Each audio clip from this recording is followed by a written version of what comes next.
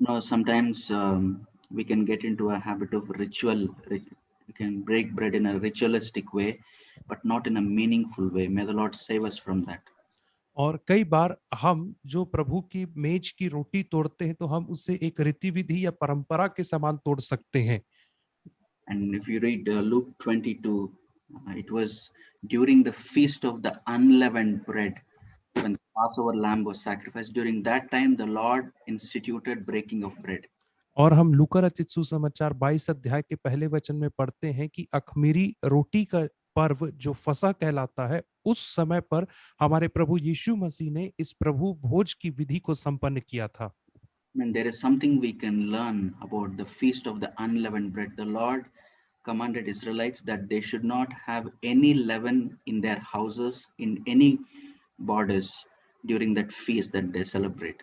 और अखमीरी रोटी के पर्व के विषय में यदि हम पढ़ें तो हम जानेंगे कि प्रभु ने इसराइलियों से कहा था कि जब अखमीरी रोटी का पर्व आए तो उस समय पे तुम्हें अपने घर से, अपने घर की सीमाओं से, किसी भी जगह से तुम्हें हर प्रकार के खमीर को दूर करना है। Now, in the new covenant, we are not concerned about the physical leaven, but the spiritual leaven, which Jesus warned his disciples. और नए नियम में हम जो भौतिक या जो खमीर है उसके उससे हम चिंता नहीं करते हैं, परंतु हम उस खमीर की, जिस खमीर के विषय में यीशु मसीह ने अपने शिष्यों को चेतावनी दी थी, अर्थात जो आत्मिक खमीर है उसके विषय में हम चिंता करते हैं।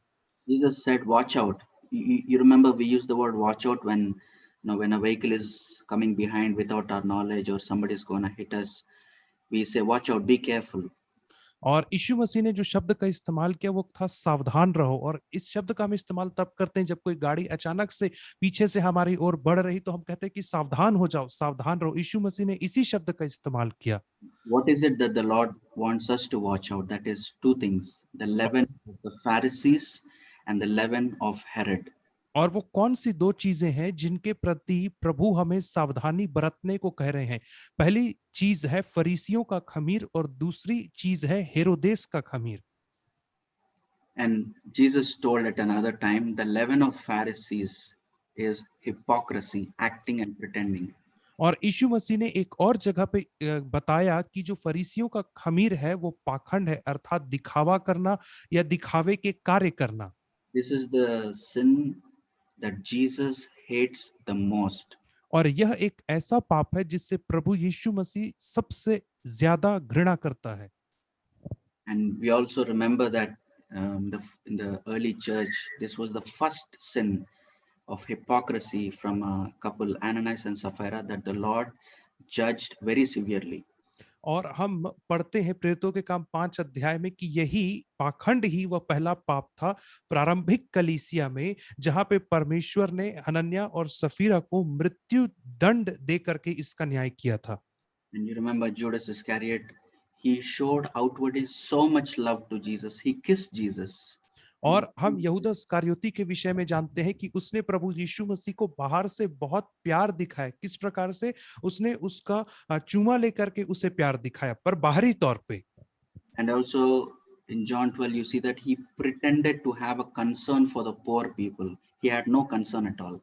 और यूहन्ना 12 अध्याय के 4 से 6 वचन में हम देखते हैं उसने ऐसा दिखावा किया कि उसे गरीब लोगों की चिंता है या उसे गरीब लोगों की परवाह है।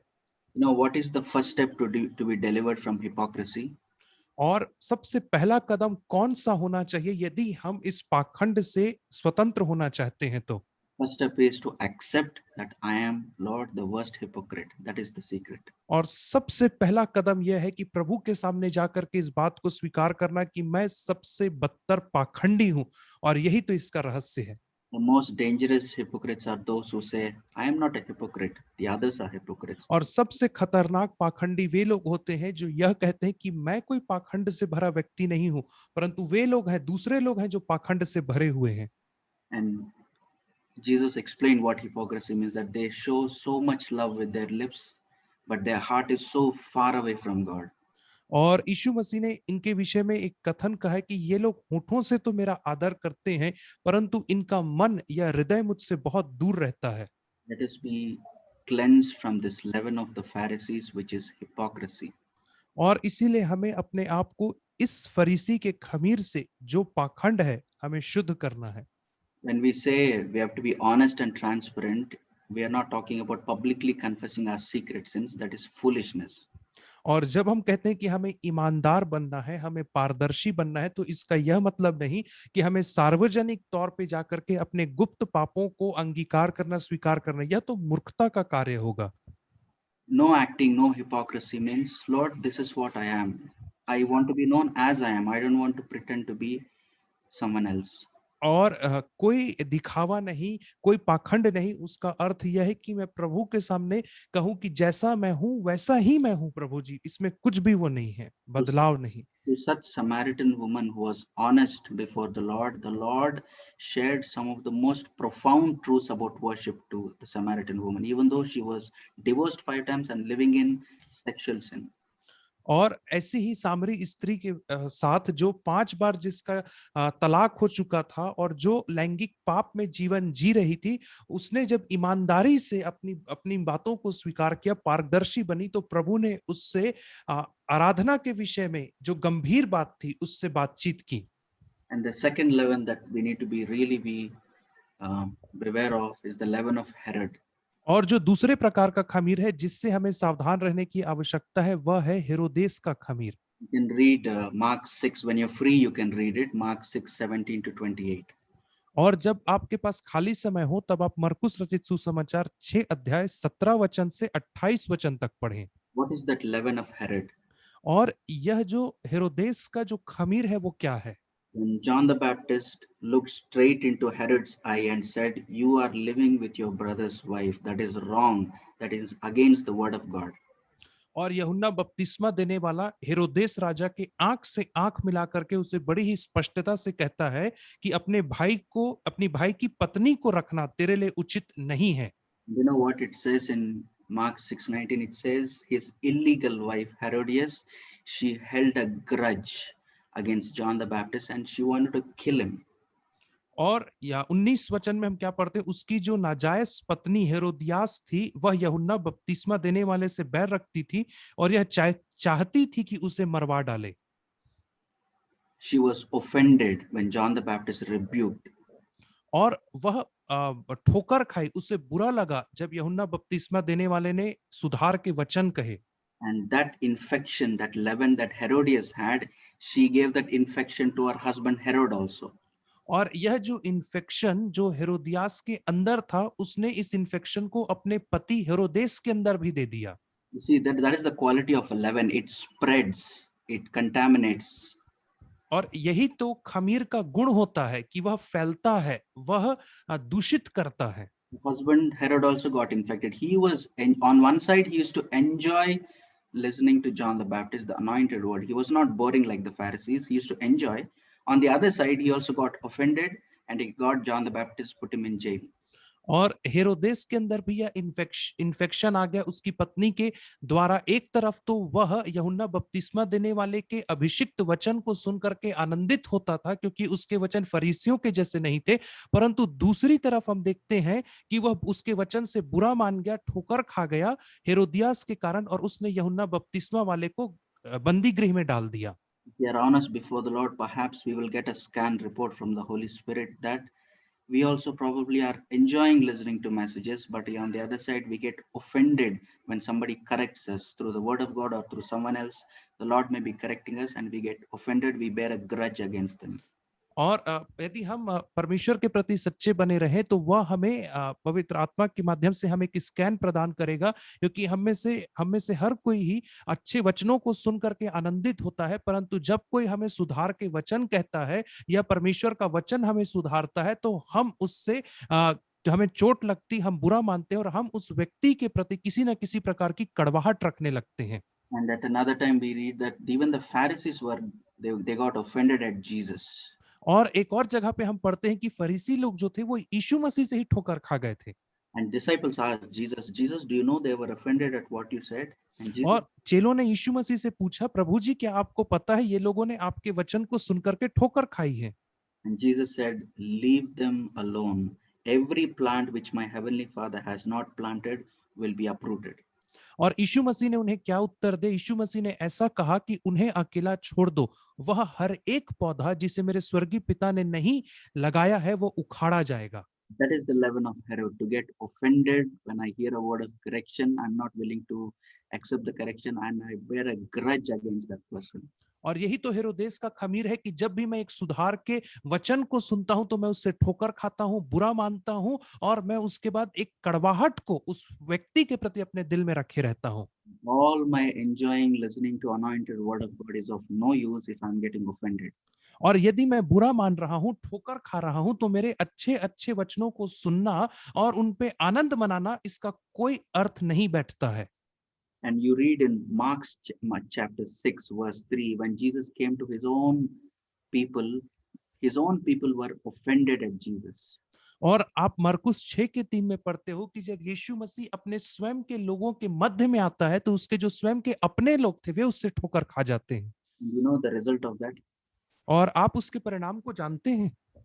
Jesus could do no mighty work among his own people because of their unbelief and they getting offended. और उसका परिणाम यह निकला कि यीशु मसीह अपने स्वयं के लोगों के मध्य में कोई भी सामर्थ्य के काम या आश्चर्य कर्म नहीं कर पाया, इसलिए क्योंकि उनके अविश्वास के कारण और दूसरा उनके इसी बुरे मानने की आदत के कारण। What is the mighty work the Lord wants us to do in our life?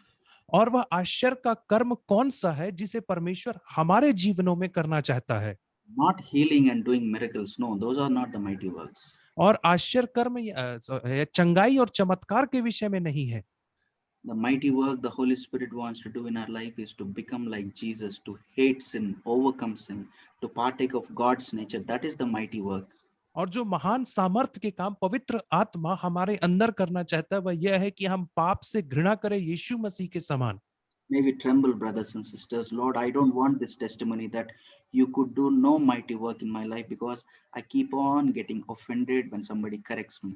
और हम इस बात के सामने थरथराए प्रभु के समक्ष जाकर के कि प्रभु जी आप मेरे जीवन में महान सामर्थ्य के काम इसलिए नहीं कर पा रहे हैं क्योंकि जब कोई मुझे कुछ सुधार के शब्द कहता है तो मैं उससे ठोकर खा जाता हूं। Doesn't matter who corrects, somebody older and godly or somebody who is an unbeliever. You remember Abimelech is an unbeliever. He rebuked Abraham for telling a lie and Abraham humbled himself. और आपको इस बात से कोई परवाह नहीं होना चाहिए कि कौन आपको सुधार के वचन कह रहा। हो सकता है कि वह आपसे ज्यादा आत्मिक और उम्र दराज व्यक्ति हो, या तो फिर अबीमेलेक, जिस प्रकार से अबीमेलेक जो अविश्वासी था उसने अब्राहम को सुधार के शब्द कहे और अब्राहम ने सिर झुका के उसे ग्रहण किया दीनता से, वैसे ही कोई अन्य जाति हमें भी कह सकता है। Praise God for those who corrected me. Some of them even younger to me. I praise God for them. और मैं प्रभु का धन्यवाद देता हूं उन सारे लोगों के लिए जिन्होंने मुझसे सुधार के वचन कहे और उन लोगों के लिए भी जो मुझसे उम्र में छोटे थे। Remember, Judas Iscariot got offended for a small. He was not even rebuked. He was corrected for a small thing. और आप इस बात को याद रखें कि जो यहूदा इस्करियोती था उसे एकदम छोटी सी चीज के लिए सुधार का शब्द कहा गया था। When Mary was showing her gratitude, Judas pointed her out and said, "Why do you want to waste so much of this fragrant oil? You could have given this to the poor." और जब मरियम उस सुगंध में इत्र से यीशु मसीह के पैर को मल रही थी तो उस समय यहूदा इस्करियोती ने कहा था कि इस बहुमूल्य इत्र को क्यों नाश किया गया, इसे तो बेच करके कंगालों में बांटा जा सकता था। Mark's gospel, you read that along with Judas, first Judas started and other disciples joined. They criticized her so sharply. और मरकुस रचित सुसमाचार में हम पढ़ते हैं कि सबसे पहले इस कथन की शुरुआत यहूदा इस्करियोती ने किया और उसके बाद सारे जो चेले थे वे भी उसके इस कथन के साथ मिल गए और उन्होंने उस स्त्री का जो आलोचना है बहुत बढ़ करके की। And Jesus gave a small correction. Why do you want to trouble her? Leave her alone. She's done a good thing. और यीशु मसीह ने एक छोटा सा सुधार का शब्द वहां पे कहा और कहा कि तुम स्त्री को क्यों सताते हो, उसने तो एक भला कार्य ही किया है। Then you read in Matthew 26:14, compare it with John 12. Then we read that Judas Iscariot, he got up and went and spoke to the chief priest how he can betray Jesus. और तब हम पढ़ते हैं, यदि आप मत्ती 26 के 14 वचन की तुलना यूहन्ना 12 के वचनों से करें, तब आप पाएंगे कि इसी जगह से उठ करके यहूदा इस्करियोती महायाजकों के पास जाता है और उनसे कहता है कि किस प्रकार मैं यीशु को तुम्हारे हाथों में पकड़वा सकता हूं, यह चर्चा करता है। The Holy Spirit could not do a mighty work in Judas Iscariot's life. Like in Peter, Peter was publicly rebuked strongly, but the Lord did a mighty work by pouring out his Holy Spirit upon Peter, and Peter partook of God's nature. और इसीलिए पवित्र आत्मा यहूदा इस्करियोती के जीवन में अपने महान सामर्थ के काम नहीं कर पाया, परंतु इसके विपरीत पतरस, जिसे बहुत ही जोरों की डांट लगाई गई थी, सबके सामने लगाई गई थी, पवित्र आत्मा उसके जीवन में अद्भुत कामों को आगे के समय में कर पाया, क्योंकि वह उस डांट से बुरा नहीं माना। His brothers and sisters, who are the blessed people in our church, the blessed brothers and sisters, those who are not offended in the Lord. और हमारे कलीसिया में वे कौन से लोग हैं जो आशीषित हैं, और ये वे लोग हैं जो प्रभु में ठोकर नहीं खाते हैं। Even as we come to the Lord's table now, और जैसे इस घड़ी हम प्रभु की मेज में शरीक होते हैं, like we heard from Brother Praveen and Brother Narayan, let us come with transparency. Lord, I don't want to have this leaven of Pharisees and the leaven of Herod of getting offended and acting and pretending. I want to come as I am.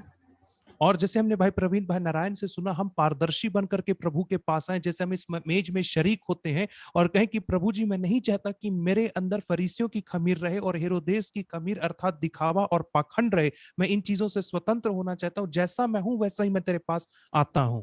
Jesus broke bread only with his disciples who were committed to him. और यीशु मसीह ने रोटी केवल अपने चेलों के साथ तोड़ी, अर्थात उन लोगों के साथ जो उसके प्रति समर्पित थे। And even in the book of Acts, if you read, only those who were repented, those who were in fellowship, those who continued in the apostles' doctrine, only they broke bread, not everybody. और प्रेरितों के काम में भी हम पढ़ते हैं कि वे लोग जिन्होंने अपने पापों से अपना मन फिराया था और जो संगति में निरंतर प्रेरितों के साथ बने रहते थे, वे ही उनकी मेज में से रोटी तोड़ने में शरीक होते थे। If there's somebody we don't want to fellowship, I don't want to talk to that person, good to ask the Lord to cleanse right now. यदि कोई ऐसा व्यक्ति है जिसके विषय में हम कहें कि मैं उस फलाने व्यक्ति के साथ संगति नहीं करना चाहता हूं या मैं उससे बातचीत नहीं करना चाहता हूं, तो भला यह है कि हम इसी घड़ी प्रभु से मांगे कि वह हमें इस विचार के लिए शुद्ध करे। Yeah, we invite all those who are genuinely born again. और हम उन सबों को आमंत्रित करते हैं इस मेज में शरीक होने के लिए, जिन्होंने वास्तविकता में जिन्होंने नए जन्म को प्राप्त किया है। Not those who simply taken water baptism without any meaning, but those who are genuinely born again and those who've taken water baptism as an adult, not as a child, but as an adult. और वे लोग इसमें शरीक हो सकते हैं जिन्होंने पानी में डूब का बपतिस्मा एक बालक के नहीं परंतु एक सयाने व्यक्ति के समान लिया है। We invite all such people to take part in the Lord's table. और हम ऐसे सारे लोगों को आमंत्रित करते हैं कि वे आए और प्रभु के मेज में शरीक हों। When we confess our sin to the Lord, you don't even have to open your mouth, brother and sister. From your heart, you can pray. The Lord will cleanse you immediately. He won't और even say, wait for 5 minutes. He'll cleanse immediately. और जब हम अपने पापों का अंगीकार करते हैं तो हमें अपने मुंह से कहने की भी आवश्यकता नहीं, हम अपने हृदय से ही प्रभु से कह सकते हैं और प्रभु तुरंत बिना विलंब के तुरंत ही आपके पापों को क्षमा करेगा। You heard about the prodigal son also.